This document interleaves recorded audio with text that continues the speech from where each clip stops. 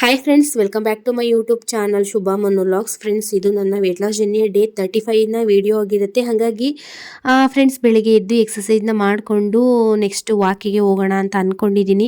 ಇನ್ನು ಸ್ವಲ್ಪ ಕೆಲಸಗಳು ಜಾಸ್ತಿ ಇರೋದ್ರಿಂದ ಎಕ್ಸಸೈಜ್ ವಾಕೆಲ್ಲ ಬಿಟ್ಟಿದ್ದೆ. ಬಟ್ ಇವಾಗ ಕಂಟಿನ್ಯೂಸ್ ಆಗಿ ಮಾಡ್ಕೊಳ್ಳೋಣ ಅಂತ ಅಂದ್ಕೊಂಡಿದ್ದೀನಿ. ಏನಕ್ಕಂದರೆ ಚಿಂಟು ಬರ್ಡೇ ಇರೋದ್ರಿಂದ ಮತ್ತು ಶಿವರಾತ್ರಿ ಹಬ್ಬದ ಮಾರನೆಗೆ ಏನು ಒಂದು ಪರ ಮಾಡ್ತಾರಲ್ಲ ದೇವಸ್ಥಾನದ ಹತ್ರ, ಒಂದು ಅವರೆಕಾಳು ಪರ ಆಗಿರ್ಬೋದು, ಇಲ್ಲ ಅನ್ನ ಸಾಂಬಾರು ಪಾಯಸದ ಪರ, ಇದೆಲ್ಲ ಮಾಡ್ತಾರೆ. ಹಾಗಾಗಿ ಆಲ್ಮೋಸ್ಟ್ ಅವರೆಕಾಳು ಪರನೇ ಮಾಡೋದು. ಇವತ್ತಿನ ವಿಡಿಯೋದಲ್ಲೂ ಕೂಡ ಹಬ್ಬದ ಮಾರನೇ ವಿಡಿಯೋ ಆಗಿರೋದ್ರಿಂದ ಇದು ನಮ್ಮೂರಲ್ಲೂ ಕೂಡ ಪರ ಇತ್ತು. ಹಾಗಾಗಿ ಸ್ವಲ್ಪ 3 ಡೇಸಿಂದ ಮೀಲೆಲ್ಲ ಜಾಸ್ತಿ ಆಗಿದೆ, ನಾನು ತಗೊಳ್ಳುವಂಥ ಮೀಲು ಮತ್ತು ಅದ್ರದ್ದು ಕ್ಯಾಲೋರೀಸ್ ಎಲ್ಲ ಜಾಸ್ತಿ ಆಗಿದೆ. ಅಂದರೆ ಪಾತ್ರೆ ಊಟ ಅಲ್ವಾ, ಅಂದರೆ ದೇವಸ್ಥಾನಗಳಲ್ಲಿ ದೊಡ್ಡ ದೊಡ್ಡ ಪಾತ್ರೆಗಳಲ್ಲೆಲ್ಲ ಏನು ಊಟ ಮಾಡ್ತಾರೆ ಅದಷ್ಟು ಒಳ್ಳೇದಲ್ಲ. ಬಟ್ ದೇವ್ರ ಪ್ರಸಾದ ತಿನ್ನಬೇಕಲ್ಲ ಅಂತ ಹೇಳ್ಬಿಟ್ಟು ಹಬ್ಬದ ನೈಟು ಕೂಡ ನಾನು ಊಟ ಮಾಡಿದ್ದೀನಿ. ಚಿಂಟು ಬರ್ಡೇ ದಿನವೂ ಕೂಡ ನಾನು ರೈಸ್ ತಿಂದಿದ್ದೀನಿ. ಮತ್ತು ಇವತ್ತು ಕೂಡ ಸ್ವಲ್ಪ ರೈಸು ತೊಗೋತಾ ಇದ್ದೀನಿ. ಅಂದರೆ ಬೆಳಗ್ಗೆನೇ ಊರಲ್ಲಿ ಪರ ಇತ್ತು. ಬಟ್ ನಮ್ಮನೆಯವರಿಗೆ ಡ್ಯೂಟಿಗೆ ಟೈಮ್ ಆಗಿಬಿಡುತ್ತೆ ಅಂತ ಹೇಳ್ಬಿಟ್ಟು ಅವರಿಗೆ ರಾಗಿ ರೊಟ್ಟಿನ ಕಲಸಿ ಹಾಕ್ಕೊಡ್ತಾ ಇದ್ದೀನಿ. ಇನ್ನೂ ಚಿಂಟು ಕೂಡ ಎದ್ದಿರಲಿಲ್ಲ, ಊಟಕ್ಕೆ ಹೋಗಬೇಕಿತ್ತು. ಬಟ್ ನಾವು ಊಟಕ್ಕೆ ಹೋದರೆ ಜಾಸ್ತಿ ಕ್ವಾಂಟಿಟಿ ತೊಗೊಬಿಡ್ತೀನಿ ಅಂತ ಹೇಳ್ಬಿಟ್ಟು ನಮ್ಮ ಅತ್ತೆಯವರೇ ಹೋಗಿ ನಾನು ತರ್ತೀನಿ ಪ್ರಸಾದನ ಅಂತ ಅಂದರು ಅಂತೇಳಿ ಚಿಂಟು ಇನ್ನೂ ಮಲಗಿದ್ನಲ್ಲ, ಹಾಗಾಗಿ ಅವನನ್ನ ಎದ್ದೇಳ್ಸಕ್ಕೆ ಹೋಗಲಿಲ್ಲ, ಮಲಗಿರಲಿ ಅವನಿಗೆ ಇವತ್ತು ರಜೆ ಇದೆ, ಪರದ ದಿನ ರಜೆ ಇದೆ, ಹಬ್ಬದ ದಿನ ರಜೆ ಇರಲಿಲ್ಲ. ಮಾರನೆಗೇನು ಒಂದು ಪರ ಇರುತ್ತಲ್ಲ ಅದ್ರ ದಿನ ರಜೆ ಕೊಟ್ಟಿದ್ದಾರೆ. ಹಾಗಾಗಿ ಇನ್ನೂ ಮಲಗಿದ್ದ. ನಮ್ಮನೆಯವರು ಇಲ್ಲಿ ವಾಕಿಗೆ ಹೋಗಿದ್ದು ಬಂದ್ವಲ್ಲ, ಇಬ್ಬರು ಗ್ರೀನ್ ಟೀನ ತೊಗೊಂಡು ಅದಾದ ನಂತರ ಅವರು ರಾಗಿ ರೊಟ್ಟಿನ ತಿಂದ್ಕೊಂಡು ಡ್ಯೂಟಿಗೆ ಹೊರಟರು. ಮತ್ತು ಫ್ರೆಂಡ್ಸ್, ಆರಾಮಾಗಿ ರೊಟ್ಟಿ ರೆಸಿಪಿಗಳೆಲ್ಲ ಮಾಡ್ಕೋಬೋದು.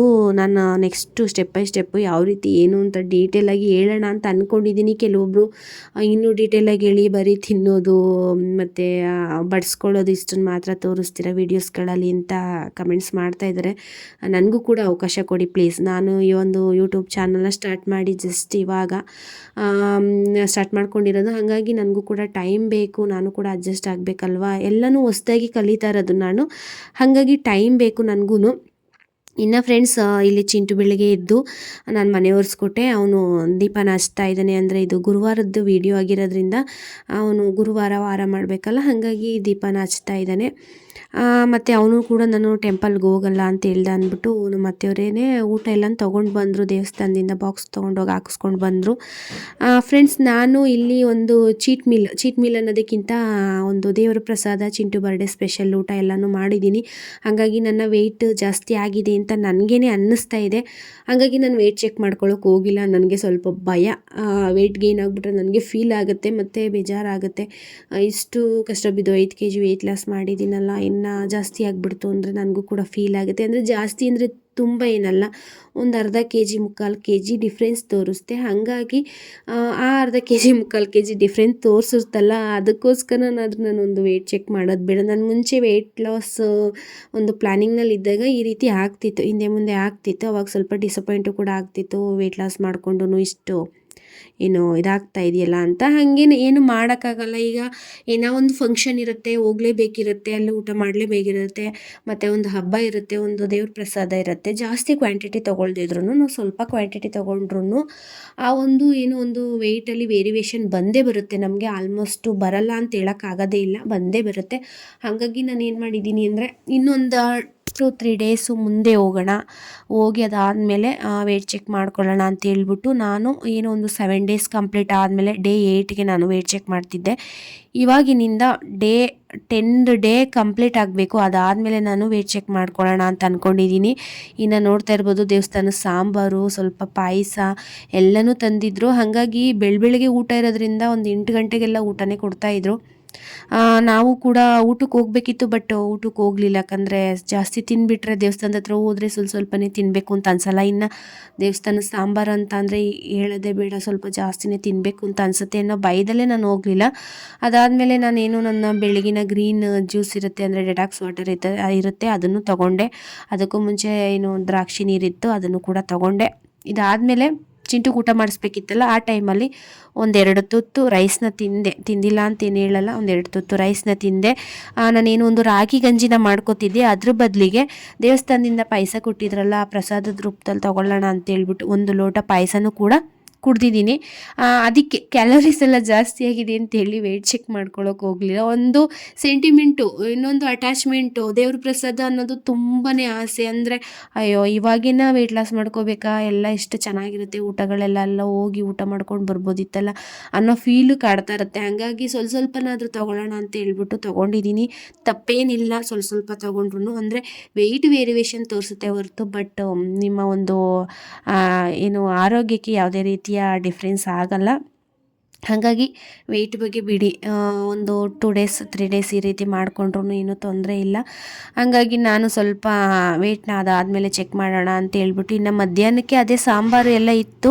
ಹಾಗಾಗಿ ಅದಕ್ಕೆ ಮುದ್ದೆ ಮಾಡ್ಕೊಳ್ಳೋಣ ಅಂತ ಹೇಳ್ಬಿಟ್ಟು, ಇನ್ನು ಚಿಂಟು ಮನೇಲೇ ಇದ್ನಲ್ಲ, ಅವನಿಗೆ ದ್ರಾಕ್ಷಿ ಗೋಡಂಬಿ ಬಾಳೆಹಣ್ಣು ಅಂತ ಎಲ್ಲನೂ ಕೊಟ್ಟು ತಿನ್ನು ಅಂತೇಳಿ ಒಂದು ಕಡೆ ಕೂರಿಸಿ, ನಾನು ಕೂಡ ಮಧ್ಯಾಹ್ನದ ಸ್ನ್ಯಾಕ್ಸ್ಗೆ ಅಂದರೆ ಮಿಡ್ ಮಾರ್ನಿಂಗ್ ಸ್ನ್ಯಾಕ್ಸ್ಗೆ ಬ್ಲ್ಯಾಕ್ ಕಾಫಿನ ಮಾಡಿಕೊಂಡು ನಾನು ಕೂಡ ಡೇಟ್ಸು ಮತ್ತು ಬಾಳೆಹಣ್ಣು ತೊಗೊಂಡಿದ್ದೀನಿ. ಕಂಟಿನ್ಯೂಸ್ ಆಗಿ ಏನೋ ಒಂದು ನಂದು ಫುಡ್ ಕಂಟ್ರೋಲಿಂಗ್ ಇದೆಯಲ್ಲ, ಅದನ್ನು ಮಾಡ್ಕೋತಾ ಇದ್ದೀನಿ. ಕೆಲವೊಂದು ಸಲ ಮಧ್ಯದಲ್ಲೇ ಹಾಗೆ ಹೀಗೆ ಆಗಿಬಿಡುತ್ತೆ, ಏನು ಮಾಡೋಕ್ಕಾಗಲ್ಲ. ಮತ್ತು ಫ್ರೆಂಡ್ಸ್, ನಾನೇನಾದರೂ ಮೆಲ್ಲ ಮಾತಾಡ್ತೀನ ಅಂದರೆ ನನ್ನ ವಾಯ್ಸು ಜೋರಿಲ್ವಾ, ನಿಮಗೆ ಕೇಳಿಸಲ್ವಾ ನಾನು ಮಾತಾಡೋದು? ನನಗೆ ಈ ಒಂದು ಡೌಟ್ಸು ತುಂಬ ದಿನಗಳಿಂದ ಇದೆ. ಹಾಗಾಗಿ ಒಬ್ಬರು ಕಮೆಂಟ್ ಮಾಡಿದ್ರು, ಏನಂದರೆ ಜೋರಾಗಿ ಮಾತಾಡು ಮೂದೇವಿ ಅಂತ. ನನಗೆ ಅದು ಫನ್ನಾಗಿ ತಗೋಬೇಕು, ಇಲ್ಲಾಂದರೆ ಏನೋ ಒಂದು ಕೋಪದಲ್ಲಿ ನಾನು ಅದನ್ನು ತಗೋಬೇಕು ಅನ್ನೋದು ನನಗೆ ಗೊತ್ತೇ ಆಗ್ತಾಯಿಲ್ಲ. ಏನಕ್ಕಂದರೆ ಅದು ಒಂದು ನಾವು ಕಾಮನ್ನಾಗಿ ಮೂದೇವಿ ಅಂತೆಲ್ಲ ಬಳಸ್ತೀವಿ. ಬಟ್ಟು ಯಾರೋ ಒಬ್ಬರು ಗೊತ್ತಿಲ್ಲದೆ ಇರೋ ಪರ್ಸನ್ನು, ನಾವು ಗೊತ್ತಿರೋರಿಗಾದರೆ ಆ ಥರ ಮಾತಾಡ್ಬಿಡ್ತೀವಿ, ಓಕೆ. ಅದು ಯಾರೋ ಒಬ್ಬರು ಗೊತ್ತಿಲ್ಲದೆ ಇರೋ ಪರ್ಸನ್ನು ಜೋರಾಗಿ ಮಾತಾಡು ಮೂದೇವಿ ಅಂತ ಅಂದಾಗ ನನಗೆಲ್ಲೋ ಯಾರಿದು, ಯಾರು ಗೊತ್ತಿಲ್ವಲ್ಲ, ಈ ರೀತಿ ಕಾಮೆಂಟ್ಸ್ ಮಾಡಿದ್ದಾರೆ, ನಾನು ಜೋರಾಗಿ ಮಾತಾಡಲ್ವಾ? ಅದು ನಾನು ಏನಂದರೆ ವಾಯ್ಸ್ ಓವರ್ ಕೊಡಬೇಕಾದ್ರೆ ಫೋನನ್ನು ನನ್ನ ಬಾಯಿ ಹತ್ರನೇ ಇಟ್ಕೊಂಡಿರ್ತೀನಿ, ದೂರ ಅಂತ ಇಡೋದೇ ಇಲ್ಲ. ಅದು ಮತ್ತು ವಾಯ್ಸ್ ಕೊಟ್ಟ ಮೇಲೂ ನಾವು ವ್ಯಾಲ್ಯೂಮ್ನ ಜಾಸ್ತಿ ಮಾಡ್ಕೋಬೋದು. ಅದೆಲ್ಲ ಆಪ್ಷನ್ಸ್ ಎಲ್ಲ ಇಟ್ರೂ ನನ್ನ ವಾಯ್ಸ್ ಕೇಳಿಸ್ತಿಲ್ವಾ? ಆ ಥರ ಎಲ್ಲ ನನಗೆ ಅನ್ನಿಸ್ತಿದೆ ಅವರೊಂದು ಕಮೆಂಟ್ನ ನೋಡಿಬಿಟ್ಟು. ಹಾಗಾಗಿ ನಿಮಗೂ ಕೂಡ ಆ ರೀತಿ ಏನಾದರೂ ಅನ್ನಿಸ್ತಿದ್ರೆ, ನನ್ನ ವಾಯ್ಸ್ ಕೇಳಿಸ್ತಿಲ್ಲ ಕ್ಲಿಯರಾಗಿ ಅಂತ ಏನಾದರೂ ಅನ್ನಿಸ್ತಿದ್ರೆ ಪ್ಲೀಸ್ ಕಮೆಂಟ್ಸ್ ಮಾಡಿ. ಬಟ್ ಈ ರೀತಿ ಎಲ್ಲ ಬೇಡ. ಏನಾದರೂ ಹೇಳ್ತು ಅಂದರೆ ನಾನು ತಿದ್ಕೋತೀನಿ ಖಂಡಿತ. ನನ್ನ ಮೊದಲಿಂದನೂ ಹೇಳ್ತಾ ಇದ್ದೀನಿ, ನನಗೆ ಯೂಟ್ಯೂಬ್ ಅನ್ನೋದು ಒಂದು ಹೊಸ್ದು. ಹಂಗಾಗಿ ಹೇಳ್ತು ಅಂದರೆ ಖಂಡಿತ ಕಲ್ತ್ಕೋತೀನಿ. ಬಟ್ ನನಗೆ ಅವ್ರ ಮೆಸೇಜಿಂದ ಏನು ಬೇಜಾರಿಲ್ಲ, ಬಟ್ ಯಾರೋ ಗೊತ್ತಿಲ್ಲ ಈ ರೀತಿ ಮೆಸೇಜ್ ಮಾಡಿದ್ರಲ್ಲ ಅಂತ ಹೇಳ್ಬಿಟ್ಟು ಅಷ್ಟೇ ಹೊರತು ಬೇಜಾರೇನಿಲ್ಲ. ಇನ್ನು ಫ್ರೆಂಡ್ಸ್, ನಾನಿಲ್ಲಿ ಮಧ್ಯಾಹ್ನದ ಊಟಕ್ಕೆ ರಾಗಿ ರೊಟ್ಟಿ ಮತ್ತು ಸ್ವಲ್ಪ ಮಿಲೆಟ್ ರೈಸು, ಅದ್ರ ಜೊತೆಗೆ ದೇವಸ್ಥಾನದಿಂದ ತಂದಿದ್ರಲ್ಲ ಸಾಂಬಾರು, ಅದನ್ನು ತಗೋತಾ ಇದ್ದೀನಿ. ಅಂದರೆ ಎಲ್ಲರೂ ಮನೆಯಿಂದನೂ ಕೂಡ ಒಂದು ಇದನ್ನು ಕೊಡ್ತಾರೆ, ಏನೋ ಅಕ್ಕಿ, ಬೇಳೆ, ಹುಣಸೆಹಣ್ಣು, ಒಂದು ಕುಂಬಳಕಾಯಿ ಬೆಳೆದಿದ್ರೆ ಅದು ಎಲ್ಲನೂ ಕೊಟ್ಟಿರ್ತಾರಲ್ಲ, ಎಲ್ಲನೂ ಹಾಕಿ ಜಾಸ್ತಿ ಕಾಳುಗಳೆಲ್ಲ ಹಾಕಿ ಸಾಂಬಾರನ್ನ ಮಾಡಿರ್ತಾರೆ. ಎಷ್ಟು ಟೇಸ್ಟಿಯಾಗಿರುತ್ತೆ ಅಂದರೆ ಈ ಒಂದು ದಿನಕ್ಕೆ ಕಾಯ್ತಾ ಕೂತಿರ್ತೀವಿ, ದೇವಸ್ಥಾನದ ಊಟ, ನಮ್ಮೂರ ದೇವಸ್ಥಾನದ ಊಟ ಅಂತ. ಹಾಗಾಗಿ ಅದನ್ನು ಮಿಸ್ ಮಾಡ್ಕೊಳ್ಳೋದು ಬೇಡ ಅಂತೇಳಿ ಸಾಂಬಾರನ್ನ ತೊಗೊಂಡಿದ್ದೀನಿ. ದೊಡ್ಡ ಬೌಲಲ್ಲಿ ಸಾಂಬಾರು ತೊಗೊಂಡು ತಿಂತಾಯಿದ್ದೀನಿ. ನೆಕ್ಸ್ಟ್ ಅದಾದಮೇಲೆ ನಾನೇನು ಧನಿಯಾ ಮತ್ತು ಜೀರಿಗೆನ ಕುದಿಸಿ ಕುಡಿತೀನಲ್ಲ ಮಧ್ಯಾಹ್ನ ಊಟ ಆದಮೇಲೆ, ಅದನ್ನು ಕೂಡ ಕುಡಿತಾ ಇದ್ದೀನಿ ಫ್ರೆಂಡ್ಸ್. ಹಾಗಾಗಿ ನಾನು ಹೇಳ್ದಂಗೆ 3 ಡೇಸ್ ಒಂದು ಚೀಟ್ ಮೀಲು ಮತ್ತು ಮೀಲಲ್ಲಿ ಸ್ವಲ್ಪ ಜಾಸ್ತಿ ಕ್ವಾಂಟಿಟಿ ಕ್ಯಾಲೋರಿ ಎಲ್ಲ ಆಗಿದೆ. ಅದಕ್ಕೆ ಸ್ವಲ್ಪ ಭಯ ವೆಯ್ಟ್ ಚೆಕ್ ಮಾಡೋದಕ್ಕೆ. ಇನ್ನು ನೆಕ್ಸ್ಟು ಸಂಜೆ ಆಯಿತು. ಸಂಜೆ ಭಾನು ಲೇಡೀಸ್ ಟೈಲರಿಂಗ್ ಸೆಂಟರ್ಗೆ ಹೋಗಿದ್ವಿ, ಅಂದರೆ ಬೆಸಗರಳ್ಳಿಲಿ. ಅಲ್ಲಿ ನಮ್ಮ ಆಂಟಿ ಮಗಳದ್ದು ಬ್ಲೌಸ್ ಕೊಡೋದಿತ್ತು, ಅವಳು ಬರೋಕ್ಕಾಗಲಿಲ್ಲ ಅಂತ ಹೇಳ್ಬಿಟ್ಟು ಮೆಜರ್ಮೆಂಟ್ ಎಲ್ಲ ತೊಗೊಂಡು ಸ್ಟಿಚ್ಚಿಗೆ ಕೊಡೋಕೆ ಹೋಗಿದ್ವಿ. ಅಲ್ಲಿ ತುಂಬಾ ಚೆನ್ನಾಗಿ ಸ್ಟಿಚ್ ಮಾಡಿಕೊಡ್ತಾರೆ ಒಂದು ಬ್ಲೌಸ್ ಎಲ್ಲ. ಹಾಗಾಗಿ ಅಲ್ಲೋಗಿ ಅವಳದು ಒಂದು ಡಿಸೈನ್ ಕಳಿಸಿದ್ಲು, ಆ ಡಿಸೈನ್ನ ಹೇಳಿ ಸ್ಟಿಚ್ಚಿಗೆ ಕೊಟ್ಟು ಬಂದ್ವಿ. ಬರಬೇಕಾದ್ರೆ ಈ ಕಡೆಯಿಂದ ಹೋಗ್ಬೇಕಾದ್ರೇ ತುಂಬ ಹಳ್ಳಿಗಳಲ್ಲೆಲ್ಲ ಪರ ಮಾಡ್ತಿದ್ರು, ಅಂದರೆ ಸಂಜೆ ಪರ ಮಾಡ್ತಾರಲ್ಲ, ನಮ್ಮೂರಲ್ಲೆಲ್ಲ ಬೆಳಗ್ಗೆ ಮುಗಿಸ್ಬಿಡ್ತಾರೆ, ಇನ್ನು ಸಂಜೆ ಪರ ಇತ್ತು. ಹಾಗಾಗಿ ನೋಡ್ತಾ ಇರ್ಬೋದು ನೀವು, ಆ ಕಡೆಯಿಂದ ಬರಬೇಕಾದ್ರೆ ನಾವು ಊಟಕ್ಕೆ ಹೋದ್ವಿ. ಅಂದರೆ ಅಕ್ಕಪಕ್ಕದ ಹಳ್ಳಿಯವ್ರನ್ನ ಇನ್ವೈಟ್ ಮಾಡ್ತಾರೆ, ಬಂದು ಪರ ಇದೆ ಬನ್ನಿ ಅಂತ. ಇನ್ನು ನಮ್ಮನೆಯವ್ರ ಫ್ರೆಂಡು ಊರೇನೇ ಅದು, ಹಂಗಾಗಿ ಅವರು ಎಲ್ಲ ಫೋನ್ ಮಾಡಿ ಊಟಕ್ಕೆಲ್ಲ ಹೇಳಿದರು.